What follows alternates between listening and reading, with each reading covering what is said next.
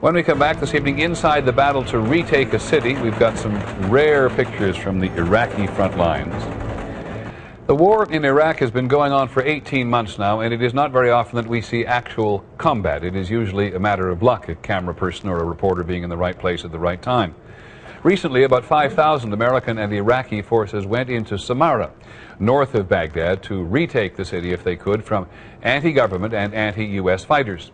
Time magazine's bureau chief in Baghdad, Michael Ware, who's an Australian, went with them this time. He took a camera, and when he got out, he sat down and talked to us. I was with a light infantry company from a Hawaiian-based unit, the 1st Battalion, 14th Infantry Regiment.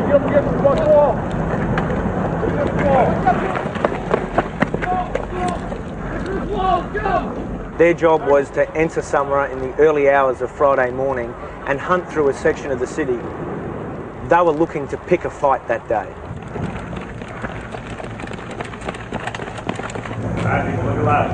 At first the streets were quiet. Then they came across the bodies of a dead insurgent RPG team. Reaper 6, Reaper 26, Romeo over.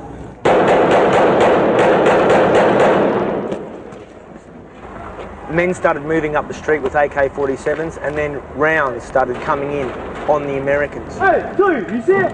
Yes. How many personnel? 2 personnel. 2. Those 2 sergeants simply disappear. There was a sniper behind us who saw us as a target and opened fire. Anybody here? Anybody here? Nobody here. Let's go. Hey, Sergeant Barrett, what's the left side of that red dumpster? We had literally bullets dancing around our heads for most of the day.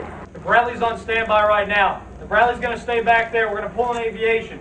An entire company of over 100 men were stopped in their tracks for hours by 2 or 3 very committed insurgent snipers. They called in air support, which was promised and then didn't come. They requested heavy armour to come and help them, which was promised and didn't come. Eventually, these 2 platoons of light infantry were told they have to go and take care of the snipers themselves. Hey, don't shoot the kids unless they have a weapon. Hey, left side, coming up. The soldiers were doing their utmost to prevent civilian casualties, but in this kind of close-quarter combat, there didn't seem to be much way around it. I personally witnessed at least 1, I think perhaps 2 occasions where I saw US soldiers shoot civilians simply in the confusion.